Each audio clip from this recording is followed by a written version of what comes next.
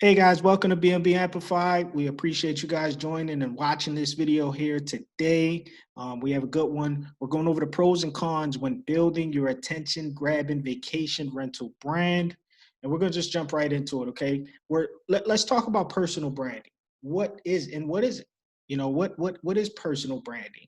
A brand generally built around a person, great for speakers, counseling, coaching, authors, and services. We see a lot of you guys, personalizing your short-term rental. You're actually getting in front of the camera on social media, going live, speaking events if you can, and you're accruing this audience, through your personal persona, and to be able to reach out to your specific audience and also bring people into, other folks in their properties, even your own properties. You're marketing your own properties through these different marketing channels, okay? Reaching out to your audience. I mean, obviously, think about famous speakers, like my personal favorite, Tony Robbins, Damon John, Simon Sinek, etc. Most notable is Steve Jobs. All of these guys got one thing in common, and that is they have a personal audience that they have personally built, okay? I mean, it could make more sense branding yourself as opposed to, building a business brand, for your vacation rental business or your boutique hotel. So it could make sense. But let's look into what business branding is. A brand built around goods and services. All right. You guys, I know most of you guys may provide an e-commerce store. You may sell in, your property. You may have a vending machine. I've seen that done before. Those are the things that, you're selling, as far as goods and services, okay. So, also a business brand is more so built around an identity. Who's your target audience?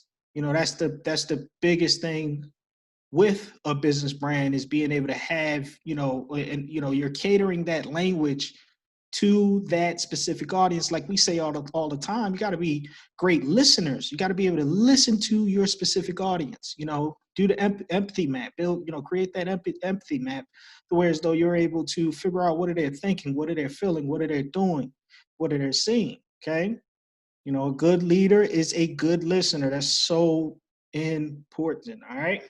So organization with one or more employees share the same value. I mean, even if they're not employees, you may have private contractors that's coming in to clean your business. You may have a concierge service. You may have a specific host or manager that's, taking care of your property, and they're the face of your business brand, your short-term rental business or vacation rental business or boutique hotel. Okay. It says here, companies with engaged employees outperform those without by 200%. That's a phenomenal number, because that means that they're more productive. There's an environment that you created that they are comfortable with. You're able to produce more just off of their own efforts. Okay.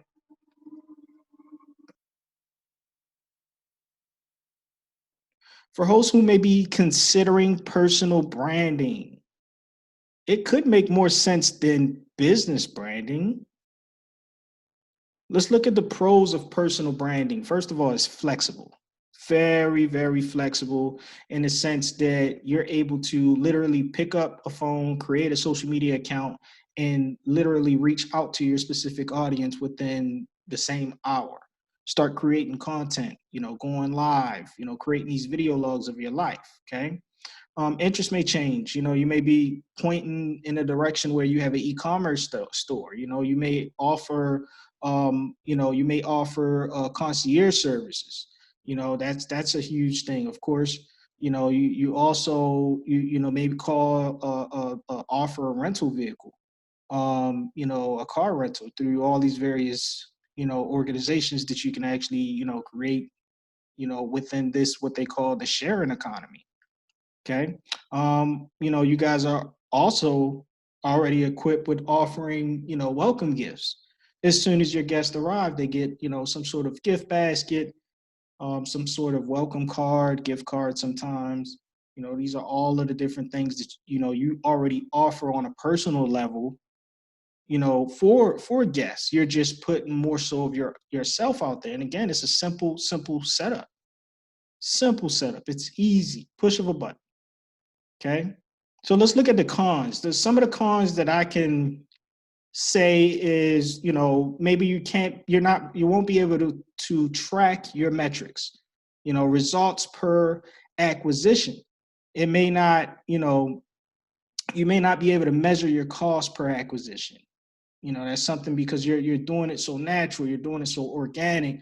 People are actually believing into you, who you are as your authentic self. You're sharing your stories, but you don't know, you can't really measure how, because you're pretty much all over the place in terms of marketing channels.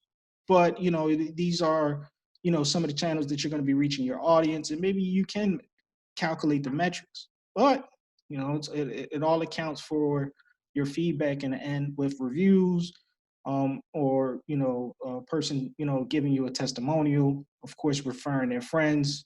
So here's another one: effort and time worth the results.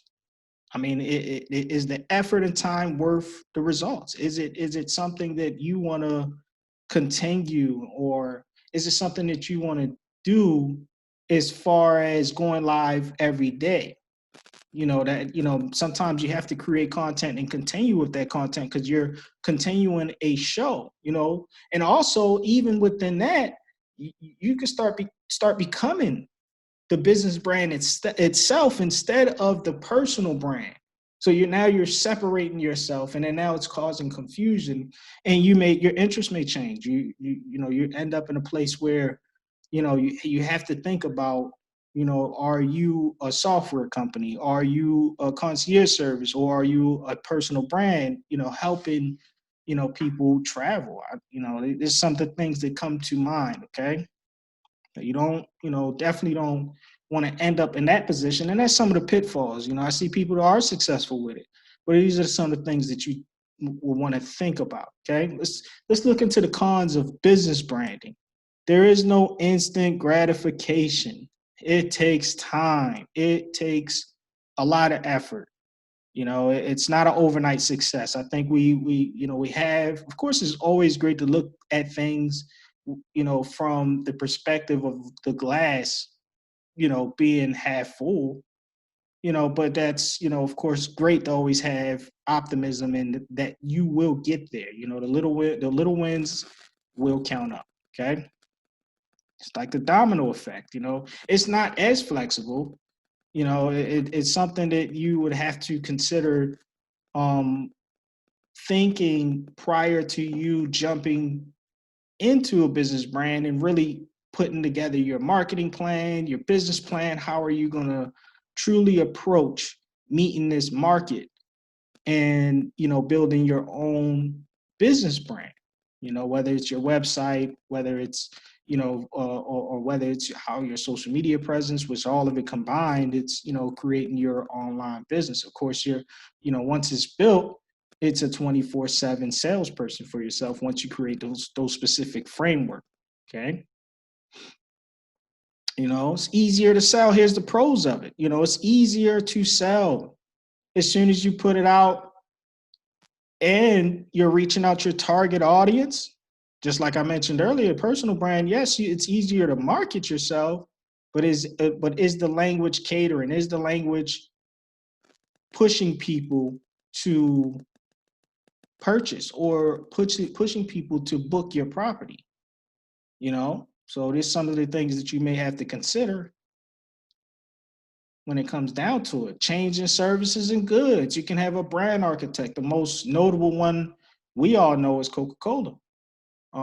They have several other beverages and snacks and food products that, that's part of their whole architecture.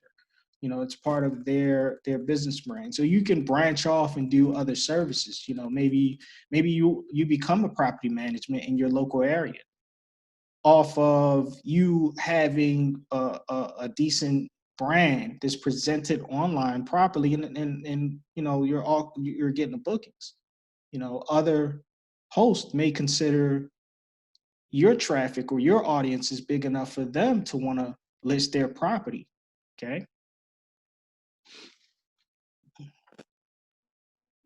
Common interest. Common interest is important. Common interest is another one. You want to make sure that your brand is connecting.